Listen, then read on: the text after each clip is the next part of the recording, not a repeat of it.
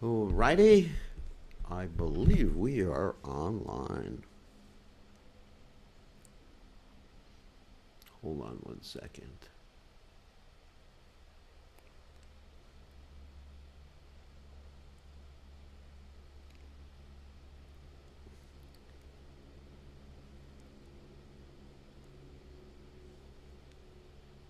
Online. Good. We are online. Go back. All right, we are ready. That's very nice.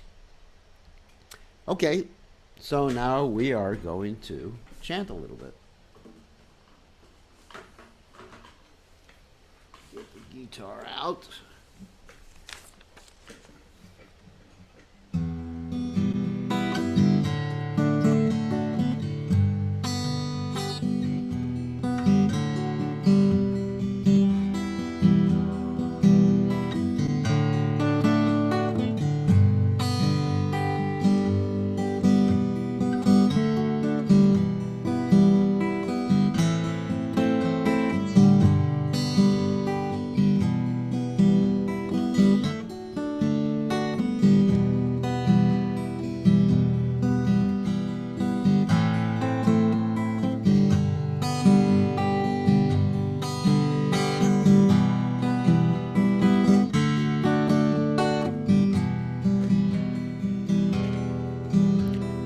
Krishna Kirtana Natana Puro Premamritambo Niti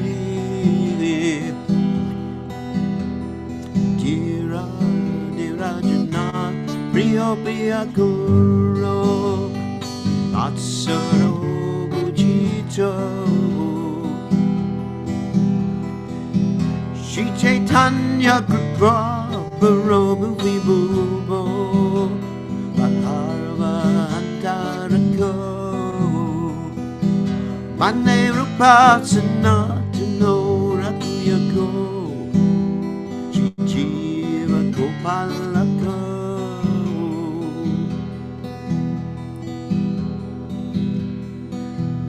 Nana Shastra Vichar Ranai Kinipuno Satarma Sampatiko Lokanam Mitaka Rinochi Bhuvane Panyo Shalanya Karo Radha Krishna Pajar Vinda Bhajana Nandena Mataliko Mane Rupa Sanatano Rakuyago Chijiva Gopalako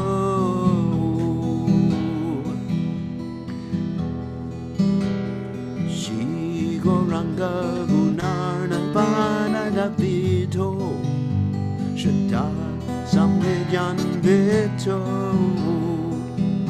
Paputapa Nagrin Tano Tano Britam Govinda Ganam Toive Anandam Bodhi Radino Uno Kaivalyam Nistarako Mane Rupa Sanatano Rakuyako Jijiva Gopalako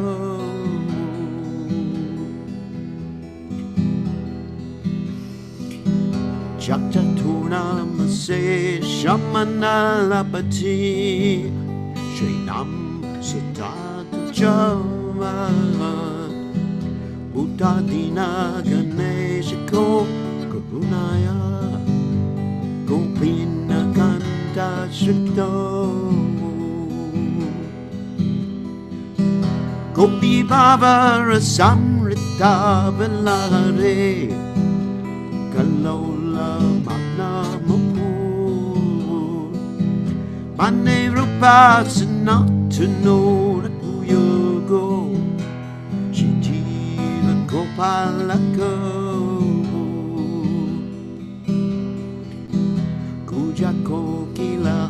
sara sakanakine mayura kule Nanaratani Bada Mula Vitapa Shiyukta Vrindavaneve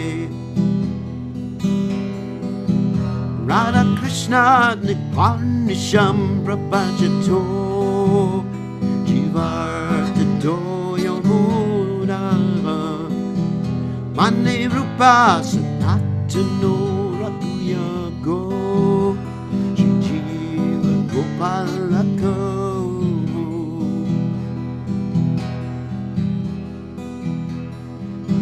Sankhya Purvaka Namakana Natipi Kalavasani Krito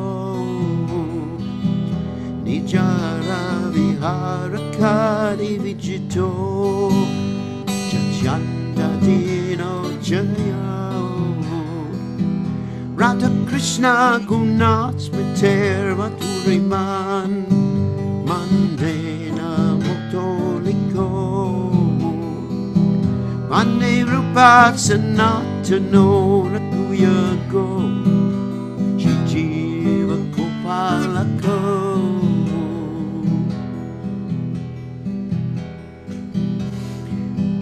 Radha Kunda to take Kalinatanaya Tire Japam Jivate Premo Mana Vishad Ashesha Dashaya Prasasto Brahmato Santa Gayanta Chakadare Gunabaram Bhavavi Bhuto Buddha Mane Rupa Sanatano Rakuyago Shijiva Gopalako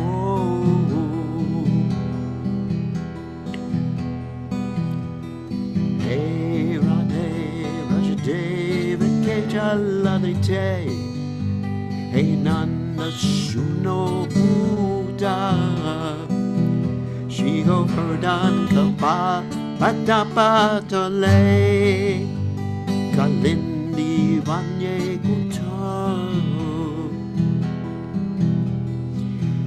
Goshanta Vita Sarvato Prajapure Kedar Mahavi Uno Mane Rupa Sadatano Rakuyago Jijiva Kupalaka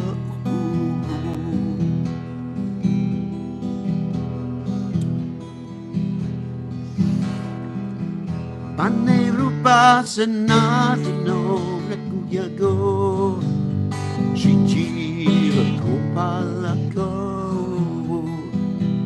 Mane Rupa Sanatano Rakuyago Shijiva Kopalako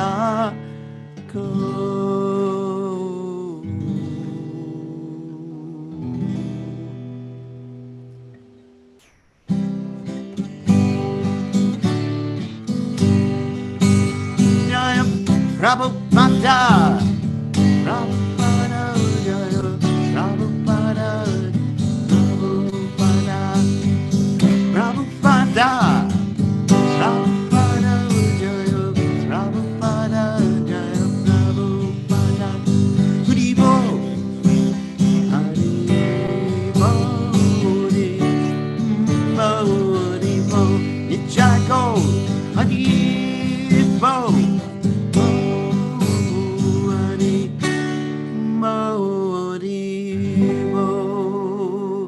Jai Om Vishnupad Paramahansa Paravitakacharya also Tada Satashi Shimad His Divine Grace Abhaya Chaitanya Bhaktivedanta Goswami Srila Prabhupada Ki Jai ISKCON Founder Acharya Srila Prabhupada Ki Jai Anantakoti Vaishnava Vrinda Ki Jai Namacharya Srila Haridas Thakur Ki Jai Parem Se Kaho Shri Krishna Chaitanya Prabhu Nityananda Shidwaita Gadadha Shivasati Gaur Bhakta Vrindikajai Shri Shri Radhakrishna Gopikapanath Shyam Kunda Radhakunda Giri Govardhan Kijai Vrindavanam Kijai Maturadam Kijai Jagannathaswami Kijai Yamunamai Kijai Shrimati Lasadevi Kijai Samaveda Bhakta Vrinda Kijai Go Premananda Hari Hari Bol. All glories the assembled devotees. All glories the assembled devotees. All glories the assembled devotees. All glories to Shri Guru and Gauranga.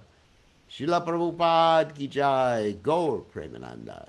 Namahom Vishnupadaya Krishna Prastaya Bhutale Srimati Bhaktivedanta Swami Namani Namaste Saraswati Deve Gauravani Pacharani Nivashesha Shunyavadi Paschatya Deja Tarane. So, welcome to the class. Oh, I see one devotee is driving a car right now. Let me see where they are. Hold on a second. I can check up on all my disciples. And I will see where they are right now. Oh, they're right in Durham. They're going by Durham on Highway 85. Okay, that's good. They're getting close. That's a relief. Okay, so on that happy note, so Om Gana Timirandasha Gananjana Silakaya Chakshur Unmiritam Yena Tasmai Shigurve Namaha. I offer my respectful obeisances unto the lotus feet of my spiritual master, His Divine Grace, A.C. Bhaktivedanta Swami Srila Prabhupada, who so kindly opened my eyes with a torchlight of knowledge while I was blinded in the darkness of ignorance. So, we're going to continue with our study of the Sri Caitanya Charitamrta, and we are reading about the beginning of Lord Chaitanya Mahaprabhu's tour to South India, and he's just gotten ready to say goodbye to Sarvabhauma Bhattacharya, and as he's saying goodbye to Sarvabhauma Bhattacharya is lamenting that he has to lose the association of Sri Chaitanya Mahaprabhu because that is so painful. But when one is feeling the separation of a great devotee, one is feeling the separation of the Supreme Personality of Godhead, one is associated with that particular person. Because in the spiritual realm, when there is bhakti, when there is devotion, there is never separation. As Prabhupada would say sometimes, he said that he and his spiritual master, Srila Bhakti Siddhanta Saraswati Thakur, are never separated because Prabhupada is always engaged in his mission. So if we are always engaged in the mission of His Divine Grace Srila Prabhupada and always thinking of Krishna and chanting His name, we're never separated because Krishna is non-different from His name. The spiritual master is non-different from his mission. Krishna is non-different from his picture. Krishna is non-different from the deity form. Krishna is not different from his remembrance and his service, so we can always be with Krishna and the spiritual master 24 hours a day.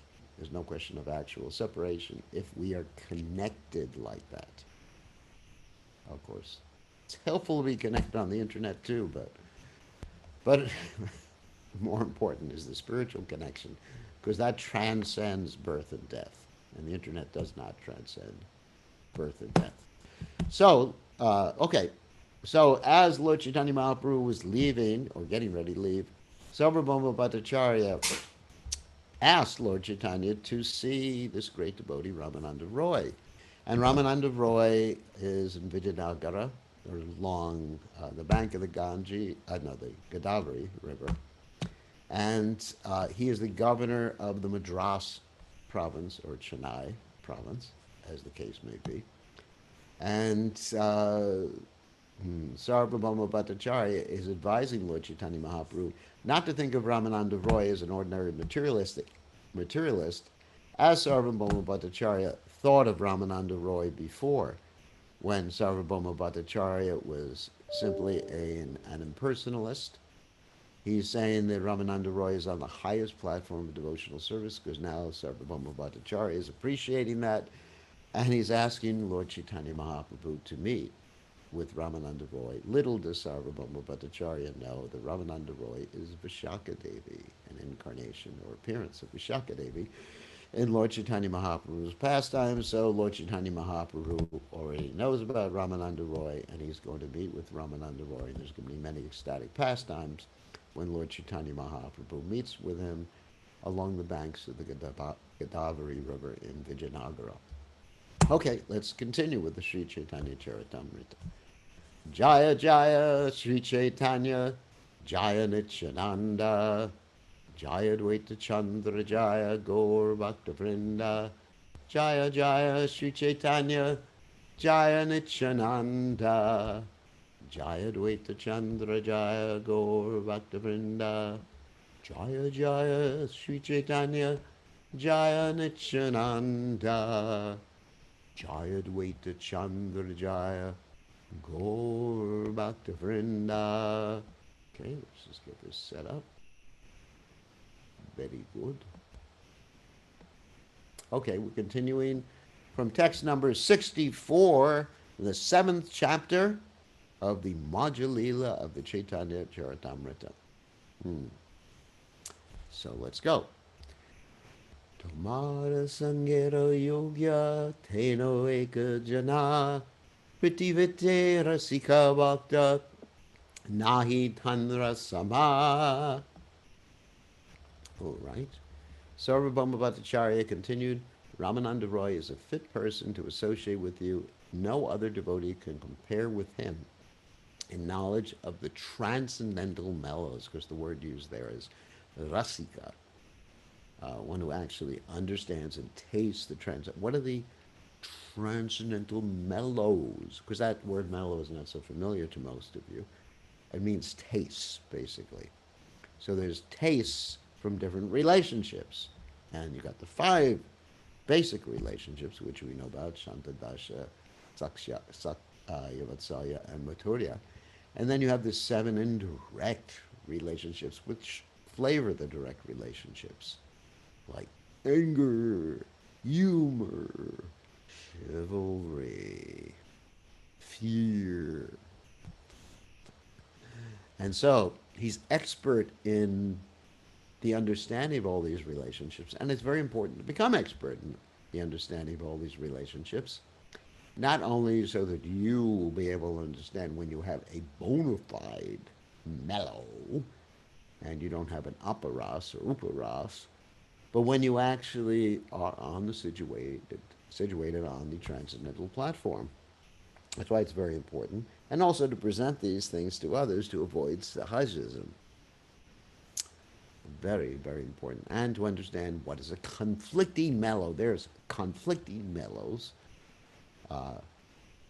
different mellows, different tastes of relationships may conflict with each other inappropriately, and in those cases, we don't accept those conflicts. Anyway, so Ramananda Roy is expert in the science of these mellows, and Srila Rupa Goswami presents these mellows very expertly in his Bhakti Rasamrita Sindhu, which Prabhupada translated and summarized as the Nectar Devotion. If you want to understand these things, read the Nectar Devotion. Pandityara Bhakti Rasa Dunhera Teno Sima Sambhaschile Ganjanipe Tumi Tanhara Mahima. He is a most learned scholar as well as an expert in devotional mellows. Actually, he is most exalted, and if you talk with him, you will see how glorious he is. Alokika Vakya Cheshta Tanrana Mushiha Parihasa Kariyachi Tanre Vaishnava Valiha. I could not realize when I first spoke with Ramananda Roy that his topics and endeavors were all transcendently uncommon. I made fun of him simply because he was a Vaishnava. And Prabhupada says, anyone who is not a Vaishnava or an unalloyed devotee of the Supreme Lord must be a materialist. Wow, it's an absolute statement. You better believe it.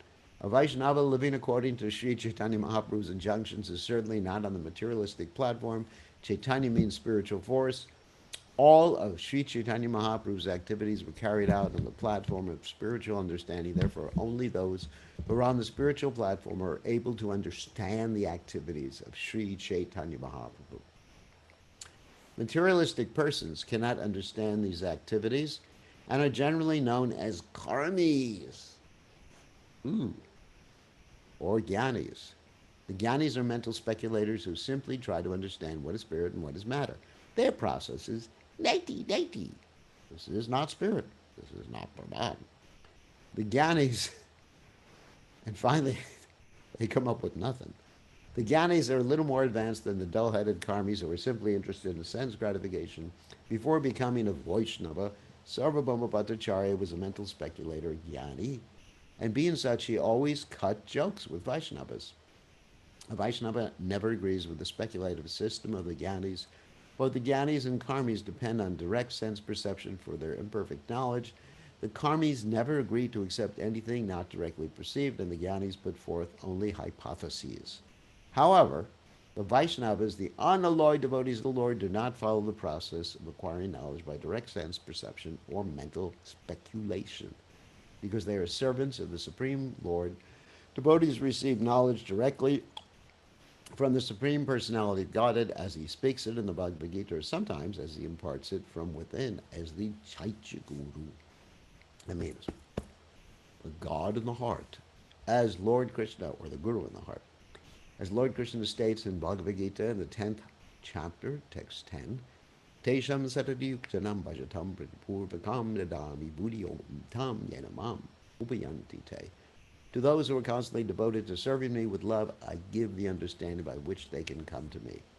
The Vedas are considered to have been spoken by the Supreme Lord. They were first realized by Brahma, who was the first created being within the universe. Tene Brahma Hrida Ya Adi Kovaye. Of course, that's the first verse in the Bhagavatam. Our process is to receive knowledge through the parampara system, that means disciplic succession, from Krishna to Brahma to Narada, Vyas, Sri Chaitanya Mahaprabhu, and the six Goswamis. By disciplic succession, Lord Brahma was enlightened from within by the original person, Krishna. Our knowledge is fully perfect due to being handed from master to disciple. A Vaishnava is always engaged in the transcendental loving service of the Lord, and thus neither karmis nor jnanis can understand the activities of a Vaishnava. It is said, Vaishnavera kriya mudra vidya nabhushya. That's from the CC, Madhya Lila 23.39. Even the most learned man, depending on sense perception of knowledge, cannot understand the activities of a Vaishnava. After being initiated into Vaishnavism by Sri Chaitanya Mahaprabhu, Sarvabhauma Bhattacharya realized what a mistake he had made in trying to understand Ramananda Roy, who was very learned and whose endeavors were all directed to rendering transcendental loving service to the Lord. So it is very, very, very hard for people to understand that God is a person ultimately, and he is, I'm not going to say he has a body, because that's not precisely correct. He is his transcendental body, Satchidananda Vigraha. Ishvara Parama Krishna, Satchidananda Vigraha, Nadi Radhi Govinda Sarvakarna Karnam. And he's the cause of all causes. And it's very hard for people to understand how Krishna, everything is within Krishna. And Krishna is within everything. Krishna is the smallest of the small, the largest of the large. Krishna never leaves Vrindavan, and he's also everywhere. Goloka, Evanivashati, Akilatma Bhuta. This is very difficult to understand. People think God has a body, is a body, but they think God has a body. And they think this is limited. Well, it's limited to say that God doesn't have a body. So the unlimited conception is to say both God has, not both God, but God has both a unlimited, or let's say all-pervasive aspect, and he also has a localized aspect. Because if you say that only he has an all-pervasive aspect, then you're limiting him. And if you're saying only, or he only has a localized aspect, you're limiting him. So he must have both to be the absolute truth. Otherwise, you would say that God is limited. So he has. And of course, the most important aspect of the Lord is the personal aspect, because from the personal aspect, what comes? The all pervasive aspect. Aham sarvasya prabhavo. Brahmano hi harasti ham. Prasti. Anyway, I forget the exact words. I am the source of the impersonal Brahman, as Krishna states in the Gita. So, anyway, so Krishna is complete. He's the complete whole.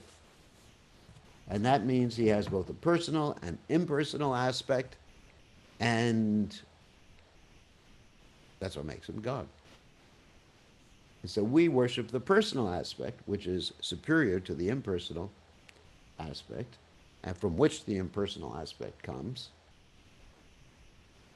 And therefore, when we worship and develop a relationship with the personal aspect, guess what? We have different tastes of our relationship. Those are called mellows. I'm turning on the air conditioner here because it's getting extremely hot. So these are called mellows. And these mellows that a Vaishnava exhibits are not understood by those who don't understand the personal aspect of the Supreme Personality of God. In fact, they make fun. They call Vaishnavas sentimental. Why are you worshiping? Why are you going to the temple? They say God is everywhere. And we reply, if God is everywhere, he must also be in the temple too. So what's wrong with going to the temple? So anyway, so this is one of the conflicts, or perhaps the main conflict that exists between the personalists and impersonalists, which is the conflict as to whether God has a personal form or the personal form of God is superior to the impersonal, which is what we accept. So Sarvabhauma Bhattacharya was making fun of Ramananda Roy before. He said, you're just sentimental. Look at all these emotions. You're talking about rasas. But you got to give all that up. That's all maya. That's all illusion. Your individuality is illusion. Your emotions are illusion. Your relationships are illusion. Neti. You're just acting like a sentimental fool. So in this way, he was teasing Ramananda Roy. But now that he took up devotional service and got full realization by the grace of Lord Chaitanya Mahaprabhu, he understood Ramananda Roy's exalted position. It's Brahmano Pratishtaham. That's the verse. Sorry, I didn't get the Sanskrit right. And now I have it right. I am the source of the Brahman. Krishna says in the Gita. So Krishna is the source. Aham sarvasya prabhavo. I'm the source of everything. Not only of the Brahman, but the source of everything. And then the Brahma Samhita verse, which I just quoted, Goloka evanibhashati akilat nabhuta. Krishna never leaves Goloka Vrindavan, yet by his energies and his expansions, he's everywhere. Just like that story in the 10th canto of Srimad Bhagavatam, where Yashoda Mai is very worried that Krishna is eating dirt, and she looks in his mouth. And when she looks in his mouth, what does she see? She sees all the universes, all the planets. And she even sees herself in Krishna, within Krishna's mouth. So if you think you understand Krishna, you are wrong, buddy. He is a Achintya. But at least you can understand the Achintya Beda Abeda philosophy properly. That means Krishna is one and different from everything inconceivably. And there's some metaphors we can use to explain that, like Srila Prabhupada did. The sun, the sunshine, the sun, God inside the sun. There's different metaphors that Srila Prabhupada used. However, it is Achintya. As I was explaining today to one very nice devotee, that Krishna expands himself. We're talking about Vishnu Tattva expansions. And he, in each and every place, is doing innumerable things simultaneously, unlimited places. That's inconceivable. We can only be in one place doing one thing, or maybe two things, three things that we happen to be expert in multitasking, which we're probably not that expert in. But Krishna could be doing unlimited things in unlimited places simultaneously. It's only the same person. He's just the same person, just acting differently in different circumstances. Prabhupada gave the example of a person who goes to the workplace, and in the workplace, he has a certain name, like boss, and he's doing one thing. Then he comes home to his wife, and if his wife calls him boss, she doesn't mean it, because she's the boss at home, not him. You understand? You better learn that if you're married. So she's the boss. But she may call him boss just jokingly, but actually, she calls him slave. Oh, no, sorry. She don't want to give away my sannyas humor. She calls him honey or Prabhu or something like that. So he has different names in different circumstances. So Krishna has unlimited different circumstances, unlimited different names.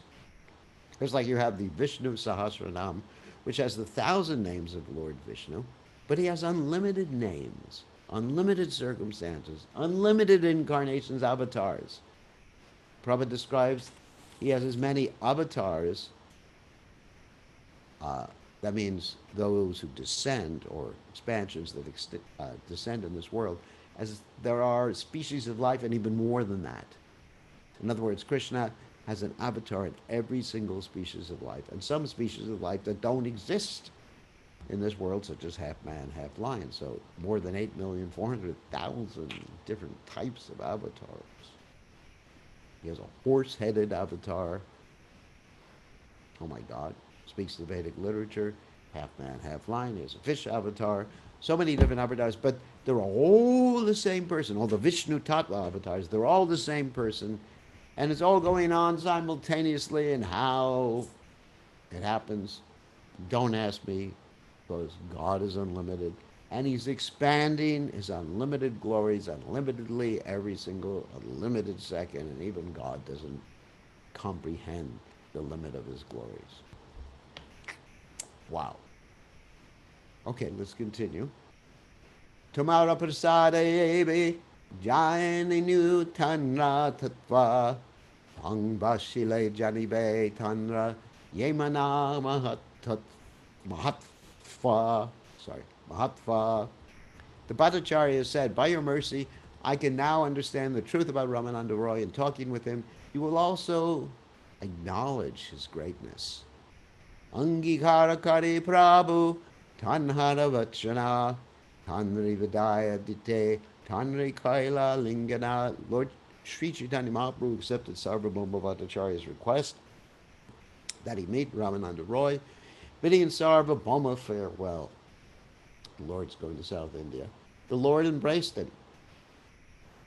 Gare Krishna Baji More, Kariha Ashirvade, Nilachilaya Siyena, Tomara Prasade.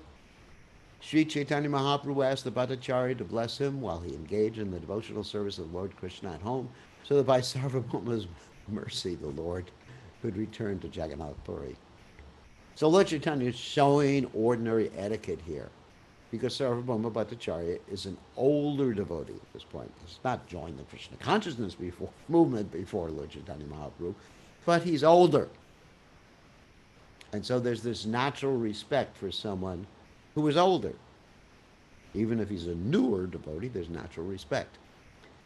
The word Kariha Ashirvade means continue to bestow your blessings upon me. Being a sannyasi, Chaitanya Mahaprabhu was in the fourth order of life, and was thus due all respect and adoration, whereas Sarvabhauma Bhattacharya as a householder was in the second order. A sannyasi is supposed to offer blessings to a grahasta, yet now, by his practical behavior, Sri Chaitanya Mahaprabhu requested the blessings of a grahasta. This incident shows the special significance of Sri Chaitanya Mahaprabhu's preaching. He gave equal status to everyone regardless of material considerations. Very important. So we have some fanatical conservative people who think that material considerations should be introduced in the Krishna conscious movement insofar as preaching, being a guru, and all those other things. No way, Jose. One is considered in terms of one's spiritual qualities. We don't look at these external positions that people have. We don't look at someone's gender or to age. We don't consider that. We look at their spiritual level of advancement and realizations. And if we find someone with spiritual advancement, realizations, who knows the science of Krishna, Kiva Vipra, Kiva Jnasi Shuddha Kenanoi, Ye Krishna Tattva Veda say Guru Hoy. We accept their instruction or we may accept them as a guru. Doesn't matter. If you think that someone, because of their body, is more worthy of respect, you are in M-A-Y-A. Maya. Illusion. Pramada. You are mad. You are still more mad. Nunam pramada. Kurute vikarma. Anyway, his movement is thoroughly spiritual. Although apparently a Grahasta householder, Sarvabhauma Bhattacharya was unlike the so-called karmis interested in sense gratification. After being initiated by Sri Chaitanya Mahaprabhu, the Bhattacharya was perfectly situated in the spiritual order. Therefore, it was quite possible for him to offer blessings even to a sannyasi. Of course, not to Lord Chaitanya Mahaprabhu, but this was a pastime. He was always engaged in the service of the Lord, even at home. In our disciplic line, we have the example of a perfect householder, Paramahansa Srila Bhaktivinoda Thakur. In his book, Sharanagati, Bhaktivinoda Thakur states, Yedina grihe bhajana deki grihete goloka bhaya. That's Sharanagati 31.6. Whenever a householder glorifies the Supreme Lord in his home, his activities are immediately transformed into the activities of Goloka Vrindavana. Spiritual activities taking place in the Goloka Vrindavan planet of Krishna. Wow! Activities exhibited by Krishna himself at Boma Vrindavan, that is the Vrindavan Dham existing on this planet, are non-different from his activities on the planet Goloka Vrindavana. This is the proper realization of Vrindavan anywhere. In our Krishna conscious movement, we inaugurated the new Vrindavan activities wherein devotees are always engaged in the transcendental loving service of the Lord. And this is not different from Goloka Vrindavan. Also, New Goloka. It's non-different from Goloka Vrindavan. You better believe it. It's just your consciousness is different from the Brajabasis. That's the only difference, Prabhu. Your consciousness. So even if you go to Boma Vrindavan, that means the Vrindavan in India, and you bring your monkey consciousness there, you're not there. Huh? You are where your mind is. The conclusion is that one who acts strictly in the line of Sri Chaitanya Mahaprabhu is competent to offer blessings to sannyasis, even though he be a Grahasta householder. Although he is in an exalted position, a sannyasi still must elevate himself to the transcendental platform by rendering service to the Lord.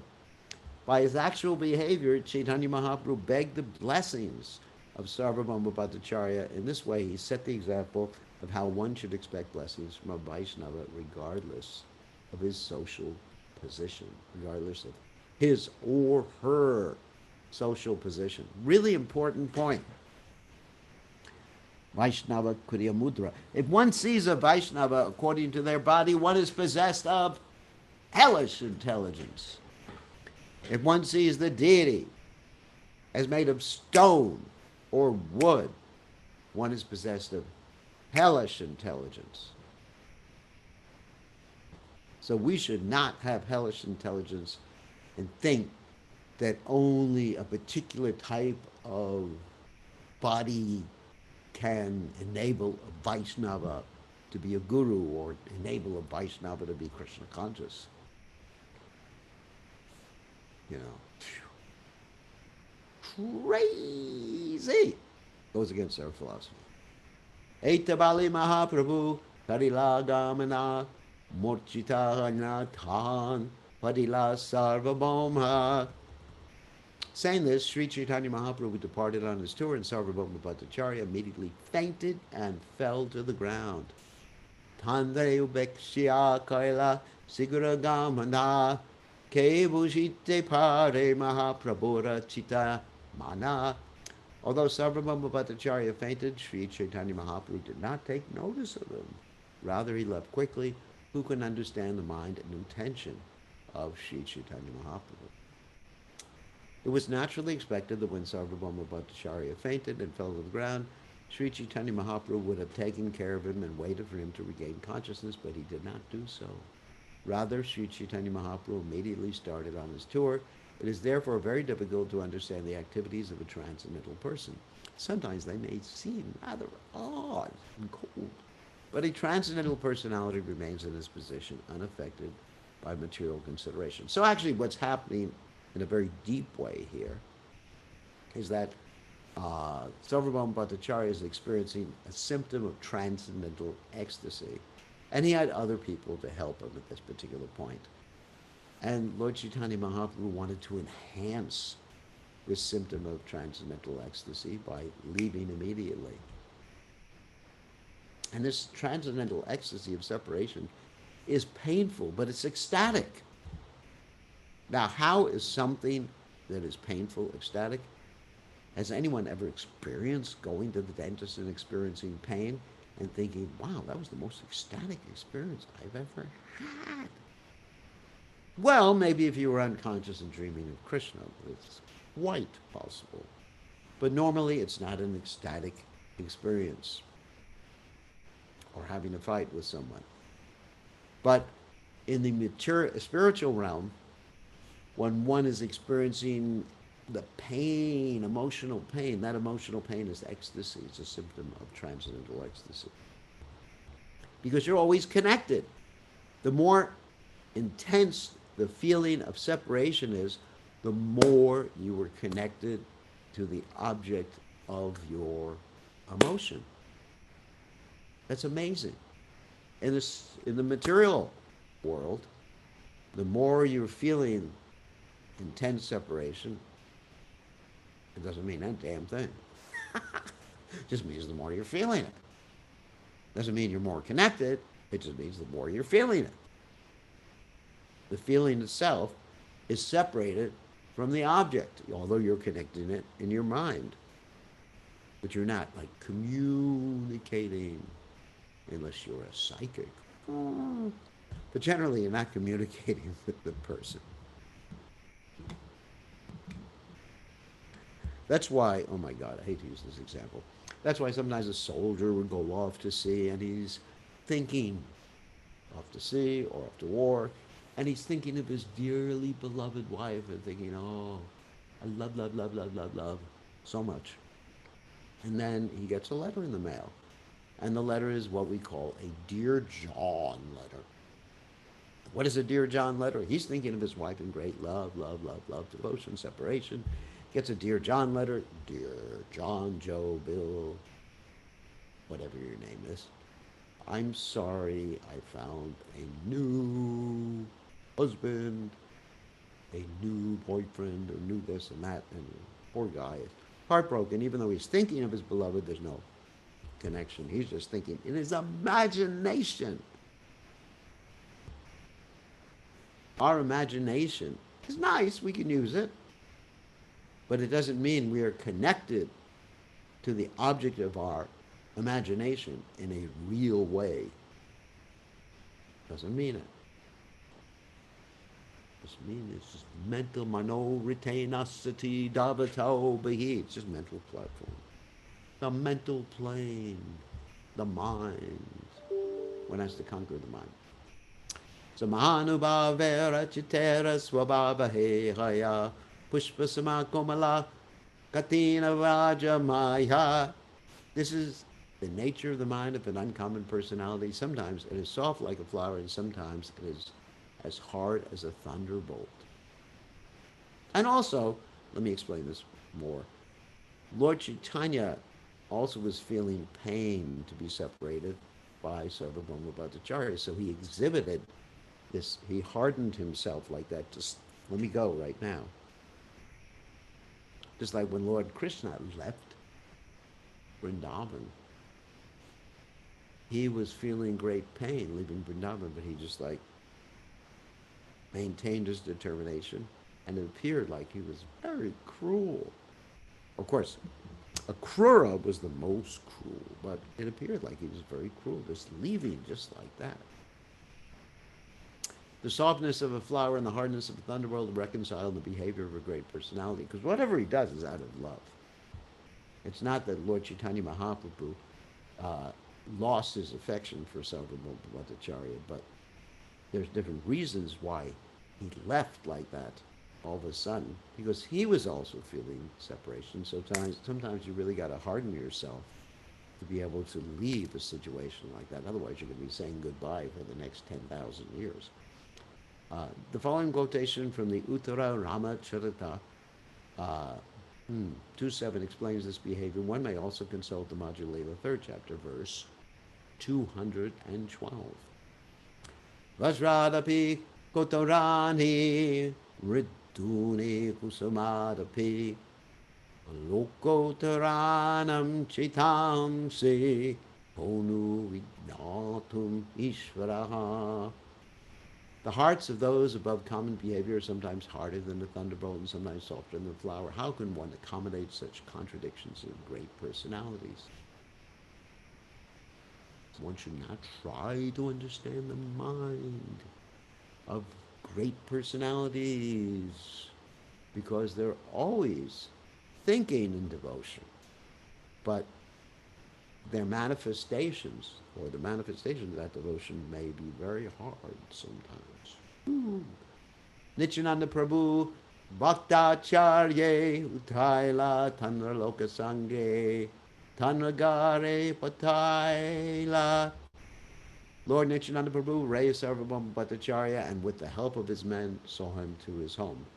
And so, like I said before, Lord Chaitanya Mahaprabhu knew that there were other people to take care of Sarvabhauma Bhattacharya. He wasn't going to just leave him in the middle of the road. He knew that Lord Nityananda was there, for example. Bhaktagana Sigrasi Laila Prabhuda Sata Rashtra Prasada Lana Tabe Aila Gopinatha. Immediately all the devotees came and partook of Sri Chaitanya Mahaprabhu's company. Afterwards, Gopinathacharya came with the garments and prasadam. Sabha Sangi Prabhu Tabe Alalanata Ela Namaskara Karit Hare Bahostuti Kaila. All the devotees followed Sri Chaitanya Mahaprabhu to a place known Alalanatha. There they all offered respects and various prayers. Prema Veshe Nritya Gita Kaila Katakshana Dekite Aila Tahan Vaishe Yata Jana. In great ecstasy, Sri Chaitanya Mahaprabhu danced and chanted for some time. Indeed, all the neighbors came to see him. Chodikete Savaloka Bale Hari Hari Prema Veshe Madhya Nritya Hari Gora Hari. All around Sri Chaitanya Mahaprabhu, who was known as Gora Hari, people began to shout the holy name of Hari. Lord Chaitanya, immersed in his usual ecstasy of love, danced in the midst of them. Wow. Kanchana Sadrisha Deha Arunavasana Ulakashu Kampasveda Tahate Bhushana. The body of Sri Chaitanya Mahaprabhu was naturally very beautiful. It was like molten gold dressed in saffron cloth. But now he became most beautiful due to being ornamented with the ecstatic symptoms of bodily hair standing on end, tears welling up in his eyes, trembling and profuse perspiration.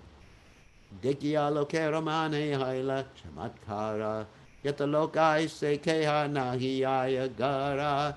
Everyone present was astonished to see Sri Chaitanya Mahaprabhu's dancing, his bodily transformations. Whoever came did not want to return home. I certainly would not. Kaya Nache, Kaya Gaya, Shri Krishna Gopala, Premete Vasila Lokas, Sri Vreda Gopala. Everyone, including children, old men, and women, began to dance and chant the holy names of Sri Krishna and Gopal. In this way, they all floated in the ocean of love of Godhead. Deki Nityananda Prabhu Kahi Bhakta Gane, E Rupe Nrityage, Abhi Grame Grame. Upon seeing the chanting and dancing of Lord Chaitanya Mahaprabhu, Lord Nityananda later predicted that later there would be dancing and chanting in every village. Let's just finish this purport. The prediction of Sri Nityananda Prabhu's is applicable not only in India but also all over the world. That is now happening by his grace. The members of the International Society for Krishna Consciousness are now traveling from one village to another in the Western countries and are even carrying the deity with them. These devotees distribute various literatures all over the world. We hope that these devotees who are preaching the message of Sri Chaitanya Mahaprabhu will very seriously follow strictly in his footsteps if they follow the rules and regulations and chant 16 rounds daily. Their endeavor to preach the cult of Sri Chaitanya Mahaprabhu will certainly be very, very, very successful.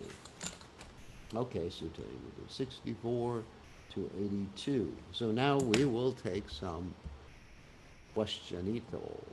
Hold on a second. Let me unmute you all.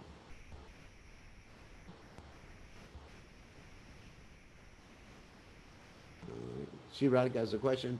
Gurudev, is it plainly causes mercy of Chaitanya Mahaprabhu or the souls liberated in South India were destined to get fortune due to Sukriti pious activities of their previous lives? Chaitanya Mahaprabhu seems to be more merciful in South India than in Navadvip. Whoever takes the Krishna consciousness, it is not an accident. If you come in touch with not only Chaitanya Mahaprabhu, but Chaitanya Mahaprabhu's devotees, like His Divine Grace A.C. Bhaktivedanta Swami Srila Prabhupada, the reason is that Krishna sends those devotees and sends Chaitanya Mahaprabhu, who is Krishna himself, to you. It says, by the mercy of Krishna, one gets Guru, and by the mercy of Guru, one gets Krishna. So, nothing happens by accident. Those who become liberated by the association of Lord Chaitanya Mahaprabhu, they somehow or other were ready for it. And that's why Chaitanya Mahaprabhu came in contact with them. It's not by accident. Some people get more mercy than others. It's described in the Gita, Samoham Sarvabhuteshu Nametlishu Stinapriya. Krishna says, I am equal to everybody. No one is especially my buddy, nor is someone especially my enemigo. That means enemy. So Krishna is equal. So if someone is getting more mercy than someone else, it ain't Krishna's fault, because Krishna is equal. If someone gets special mercy, they deserve it. Okay. So you have to figure out whether you deserve it. Or if you don't deserve it, you should deserve it. Try to do something. Like Prabhupada would sometimes say, deserve then desire.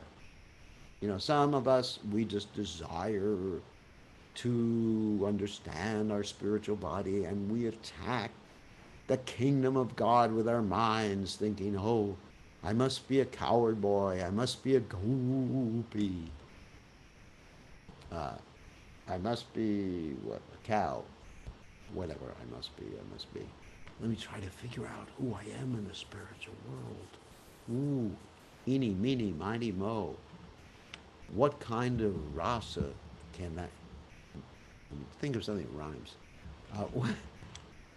When will my rasa go? Or whatever. So anyway, so that's not Krishna consciousness. That's not the Krishna consciousness that Prabhupada taught us.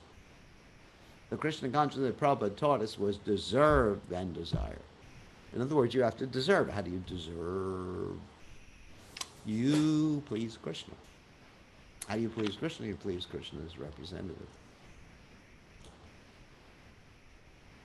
It's very interesting that before Prabhupada left the planet, he appointed as the leaders, the people who are supposed to give initiation and whatever. Man, some things worked out, some things didn't work out. Those who were most prominent in preaching, not those who were most prominent in studying, who were uh, big Brahmins, but those who had actually accomplished the most in preaching and carrying forward his mission. So Prabhupada indicated that you dedicate yourself to spreading the mission of Sri Chaitanya Mahaprabhu. At the same time, you have to have good sadhana. You can't neglect that. Then Bhaktivinoda Thakur will personally take you by the hand and bring you back to the spiritual world. That's pretty good. Prabhupada gave that statement at least one or two times in regards to devotees who were doing tremendous amount of preaching. I think he said that to Bhakti Tirtha Maharaj and some other devotees. So you can be sure that Bhaktivinoda Thakur will take care of you. So here's a question from Ratna Lika. Hare Krishna Gurudev Iksamai, what is the destination of a Jnana Mishra Bhakta after death? Well, okay, if someone really wants to go to the Brahmajyoti, they can go to the Brahmajyoti. But generally, someone who is a little advanced in devotional service and not so much advanced, he will go to the heavenly planets, he or she will go to the heavenly planets in the next life. And then the life after that, they'll take birth in a rich family, get opportunity of devotional service. If one is very advanced in devotional service, one will take birth where the Krishna conscious movement is taking place in a devotee family. So any one of those different destinations. If a Jnana Mishra Bhakta, one is worshipping Krishna, emerge into the Brahmajyoti, then Krishna may give him a little taste of it. And then the person is thinking, why did I decide to do that? There's no chanting in the Brahmajyoti, there's no service in the Brahmajyoti. There is no nothing in the Brahmajyoti except for the light. I remember before I came to the Krishna conscious movement, I used to attempt to meditate on the light and enter into the light of a candle. It was very exciting, very enlivening, very fulfilling. No, it was very boring. But I thought I was very spiritual. To meditate on a candle. What a ridiculous thing. So that's the different types of destination. I think it's one of those three. One is a little advanced, one can become a demigod. That'd be cool. And then you can get any type of car you want as a demigod. You can get a Mercedes or a BMW or whatever. No, you can't. You don't need those things in the demigod's planets. And then you take birth in a rich family that's a little advanced, very advanced. You take birth in a family of transcendentalists.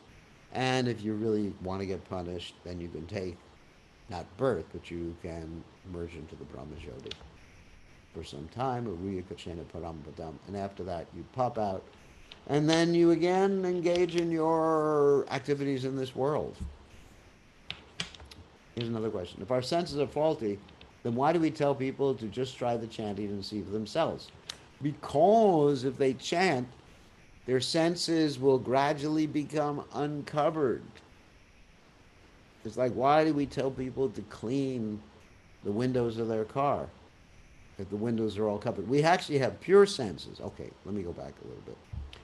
We have pure senses, and these senses are what Prabhupada called designated senses. Atakshi Krishna Namadi, Nabhavet Grahimendriya Seva Mukhehi Jivado Smayam Eva Spirachada. This is an interesting statement, that we have pure senses, and these senses are covered by illusion, covered by the modes of nature, covered by our contaminated consciousness.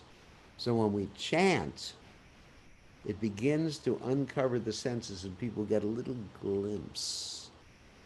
Just like sometimes you might be driving your car and there might be a lot of fog on the window. And so you take a little cloth. This is the only cloth I have, of course it's a mask. And I've used a mask before actually for this. And then you wipe out a little section and you see a little bit of the road. Actually, sometimes you even lower the driver's side window and stick your head out when it's really foggy out. I've done that too. And then you keep wiping, wiping, wiping, and then it fogs up again. Actually, it's a good example. Because if you don't keep wiping, wiping, wiping, or else turn on your defroster or something like that, it fogs up again. I'll tell you a funny story. Wow, this is a really good story. Once upon a time, I arrived in India, and it was during the rainy season. And I have one really nice, well, many nice disciples in India. But Praneshra, who might be watching today, no, he's not, thank God. He picked me up. He said, "Let me sponsor the car for you." And so he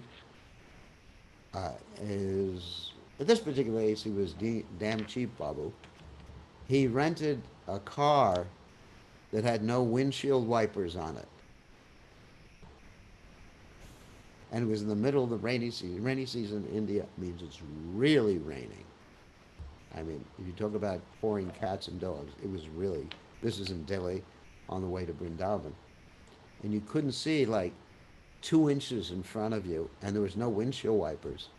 So I had to just like hold my hand and my body out of the car as we were traveling and keep wiping the window so the driver could see. The whole trip for 4 or 5 hours, I was just doing that. And I said to him afterwards, I said, "I hope you saved a lot of money by renting this car." He said, "Why?" It was very inexpensive. I said, "Next time, let me pay for it. I don't mind. This is a lot safer." So the point, the reason I'm telling the story is because I was traumatized. But anyway, the reason I'm telling the story is because if the window is all fogged up, your eyes may be good, but you're not able to see what's happening outside, and you may be in a dangerous position.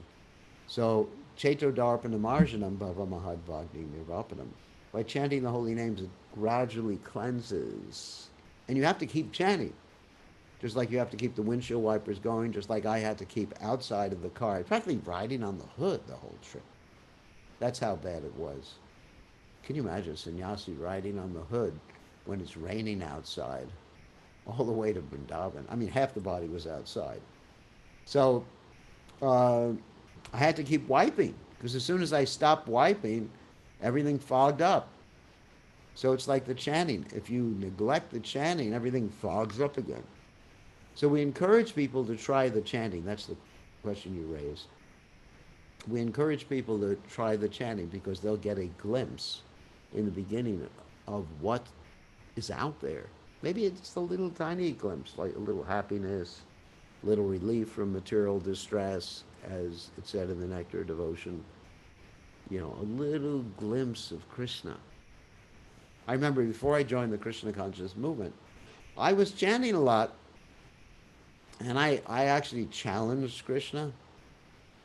I said, if you're actually there, show me yourself. Here's a test, and I'll join the Hare Krishna movement. This is actually an inside story. Probably no one's heard before. So I went into the jungle. Well, big jungle, really bad, big jungle, lions, tigers, cockroaches, whatever. This is in Florida. So I went into this dense, dense jungle. Alligators. There were alligators there. And it was dark. And I said, Krishna, if you are actually there, I'm going to go there and you're going to guide me out and you're going to show me yourself. Prove it. What is that? Shut up or something like that. Anyway, put up or shut up. Can you imagine that attitude towards Krishna? Not a very nice attitude. But, anyway. So it's before I understood much about Krishna consciousness. So I went in and I was chanting Hare Krishna, Krishna Krishna, completely dark, thousands of meters into the forest, in the jungle. There was no city nearby, no roads nearby or anything like that. I just kept chanting. And then I had a little vision of Super Soul, Krishna with 4 arms. I'm not saying I realized Krishna with 4 arms, but I had a little vision of the Super Soul. And I kept chanting, and the vision went away, and all of a sudden I was out of the forest. And then I said, oh no, now I have to join the Hare Krishna movement. What have I done? I challenged Krishna. I made a bet with Krishna, and I lost. So now I have no alternative. So let's see, what are some of the other questions? Okay, we had Veda, Roger Lila asked the question. Uh, Abhinandini, if thinking about Krishna, the spiritual master, means we're in the spiritual world, so where's the need to go? That's very good. Where is the need to go? There's no need.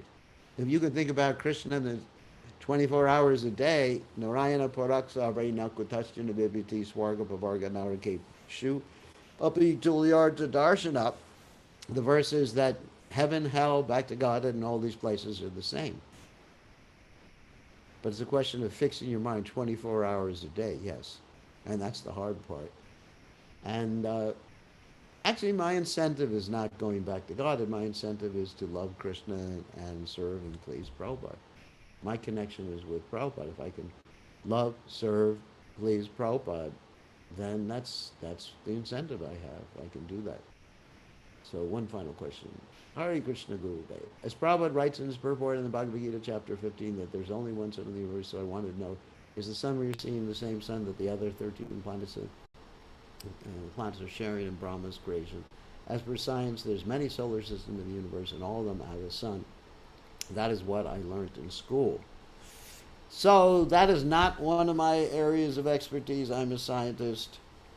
And how the Bhagavatam describes things on many different levels, and there's many different universes, there's many different solar systems, and you'll have to consult a Vedic scholar to understand all that other stuff. You know, whether we're seeing into different universes, there are different suns that we are seeing.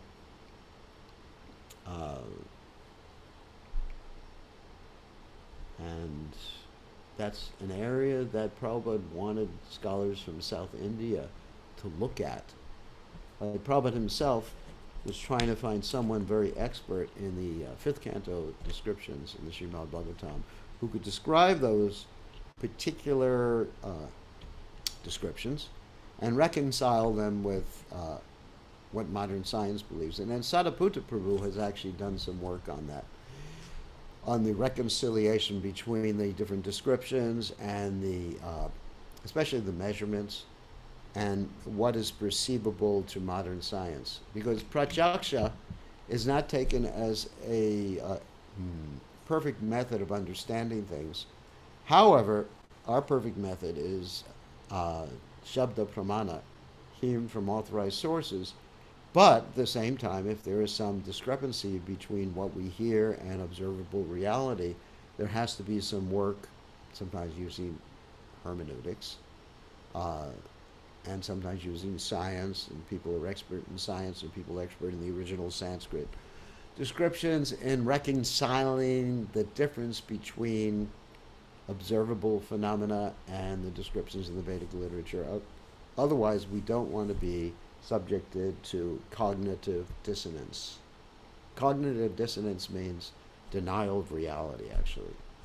Saying one thing that is actually not real, not true. Or not seeing something that is true. Or seeing something that is true in a way that is not true or is not accurate. So this is something that has to be worked on.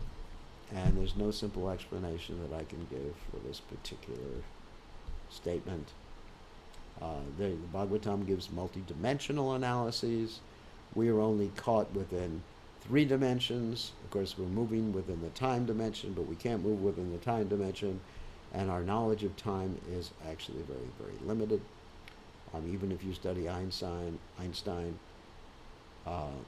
who talks about time and the relativity of time, and space-time and the bending of space-time being responsible for gravity. So, anyway, we're in 3 dimensions. Bhagavatam, sometimes the descriptions are in many, many more dimensions than 3 dimensions. Sorry, I couldn't give you a more specific answer. We'll see everybody tomorrow night. All glories to His Divine Grace. Srila Prabhupada, Srila Prabhupada, Ki